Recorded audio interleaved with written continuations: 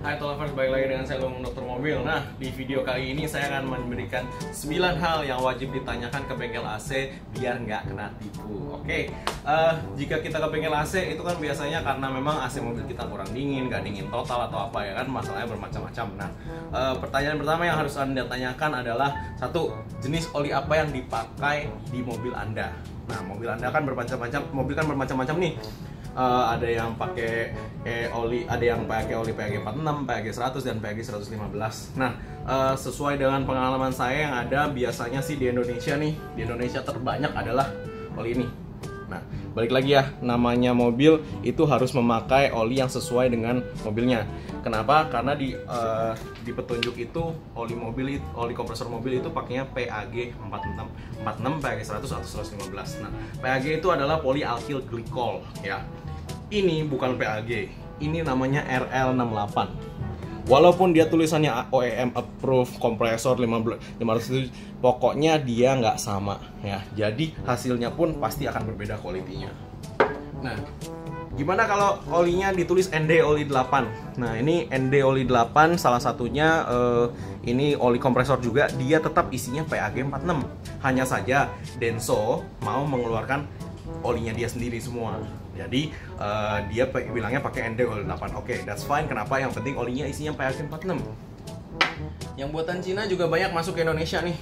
Pitop, synthetic car oil, bla bla bla, wobble part kompresor. Tapi ini masih mendingan karena tuh PAG 46, ya kan?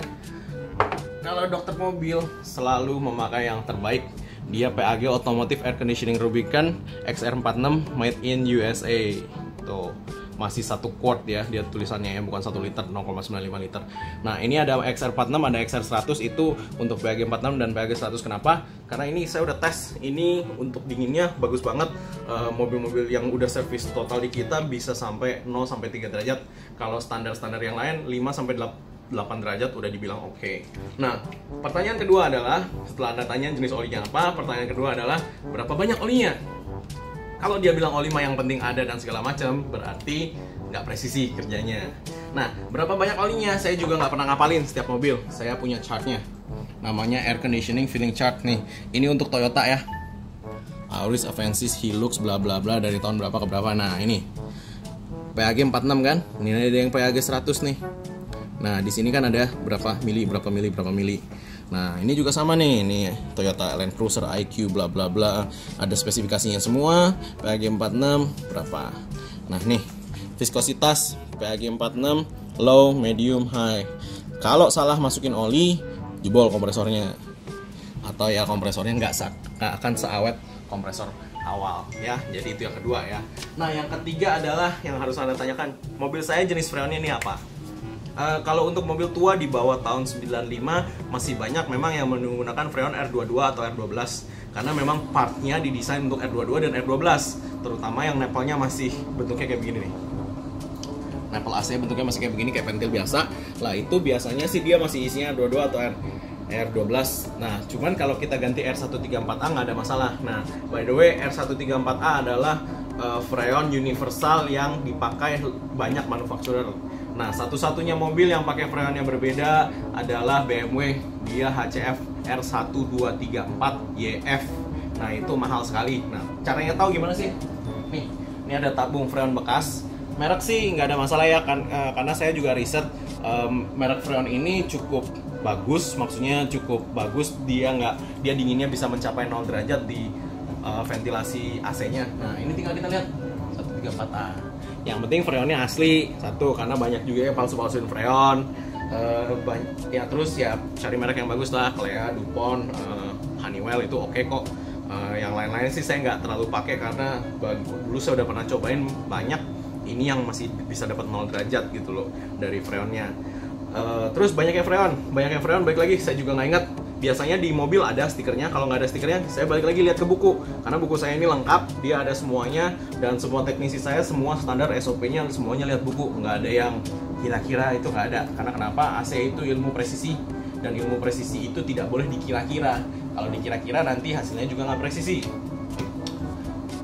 Yang kelima adalah cara baca manifold. Nah, ini namanya manifold AC ya. kan? Keran AC, meter AC, bla bla bla di daerah, omongannya macam-macam. Saya banyak banget dapat pertanyaan gimana sih caranya baca, simple. Yang biru ini namanya low pressure, yang merah ini namanya high pressure, ya kan? Nah, ini lihatnya yang dalam nih, angkanya yang dalam. Ini juga lihatnya angkanya yang dalam. Nah, low pressure ini biasanya dicolok sebelum kompresor. Jadi, ini tekanan ketika kompresor itu sedot. High pressure ini sesudah kompresor. Jadi, tekanan ketika kompresornya dorong. Low dan high itu ada standarnya. Low-nya berapa, high-nya berapa. Dan biasanya low sama high-nya itu nggak boleh berbeda terlalu jauh. Nah, kalau normal nih, normal biasanya low-nya antara 20-40, high-nya itu antara 200-250. Itu normal. Nah, cara baca freon semua SOP-nya sudah ada di teknisi di dokter mobil. Jadi kita dalam 5 menit pertama itu bisa betul-betul cepat mendiagnosis ini kompresornya masih bagus apa enggak gitu loh. Nah, karena kenapa kalau misalkan kita ubah dan nggak beres-beres kan nggak bagus lah, kurang profesional gitu loh. Kita di dokter mobil diagnosis AC itu paling 5 menit udah ketahuan jelas. Nah, yang selanjutnya adalah kecepatan diagnosis.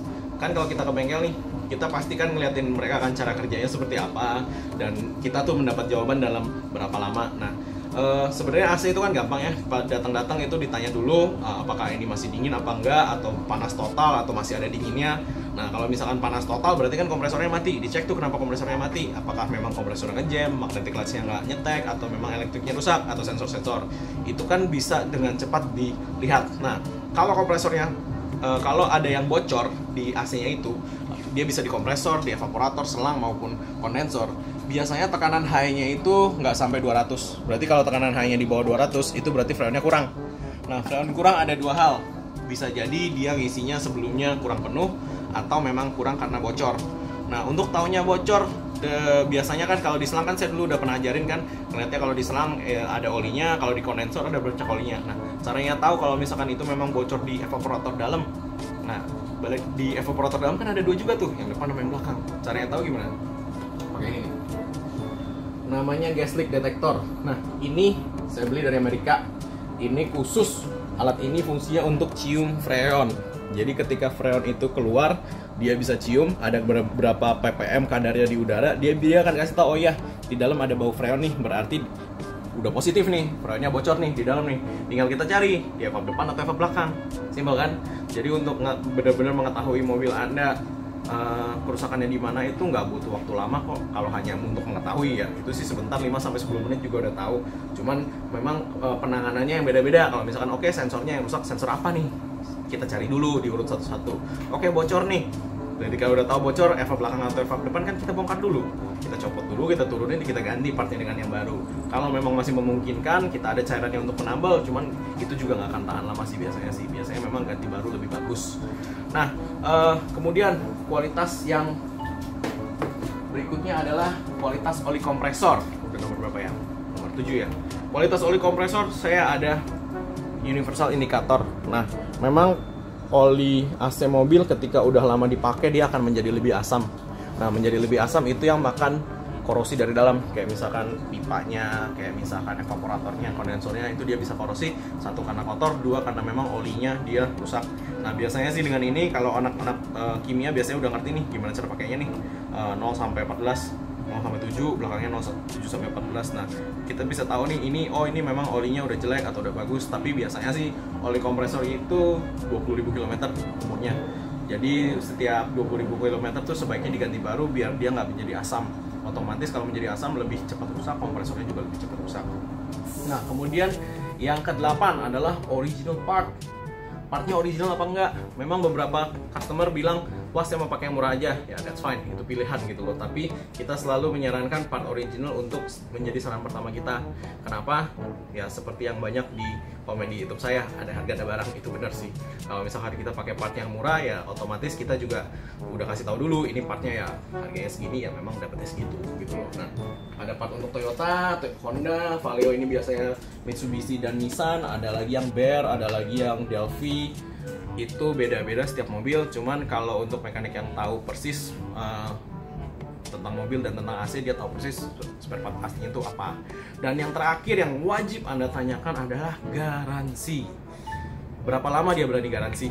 Nah, kalau misalkan garansinya hanya sebentar, berarti garansi itu adalah korespon tegak lurus dengan berapa percaya dirinya dia terhadap pekerjaannya dia, ya kan? Kalau misalkan di kita sih garansinya bervariasi lah, ada yang dari 3 bulan sampai 1 tahun. Kenapa? Karena kalau partnya kita pakai asli, kemudian olinya juga kita pakai yang bagus, kemudian frame-nya juga kita pakai yang bagus, dan tekanannya kita sesuaikan dengan benar, harusnya part itu, apalagi kalau part ori, bisa tahan lebih dari 1 tahun. Nah, cuman kalau namanya garansi ya 1 tahun oke lah, ya kan? Kalau dan beberapa part memang yang usable, yang cepat rusak, memang ya nggak bisa digaransi segitu lama. Apalagi electric part, karena kalau electric part kalau baru sih nggak ada masalah. Kalau setengah-setengah itu yang kita agak repot. Kadang-kadang ada dual sensor, ada berapa, itu bisa rusak lagi memang. Nah, cuman pada dasarnya sih berapa lama dia berani garansi itu menandakan percaya dirinya sendiri terhadap kerjaannya dia. Oke, mungkin sekian dulu tips dari saya motor mobil. Thanks.